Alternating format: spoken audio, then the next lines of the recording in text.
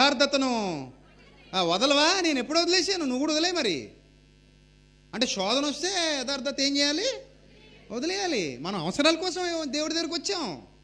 మన దేవుడు ఎందుకంటే ఏదో జస్ట్ నువ్వు నన్ను బాగా చూసుకో, నేను స్తుతిస్తా, నన్ను బాగా చూసుకో, నిన్ను ఆరాధిస్తా, నన్ను బాగా చూసుకో, నిన్ను మహింపరుస్తా, నేను అడిగిందల్ని ఇచ్చేయి, కోటాలు పెట్టుకుంటా ఏటే, నేనేం చెప్తా చేసేయి, నిన్ను ఇంకా తెగపోగుడేస్తా, ప్రతి వారం నీ సందుకు వచ్చేస్తా, నేను చెప్పిందల్లా చేసేయి, నా కోరికలను తీర్చేయి, అంతే.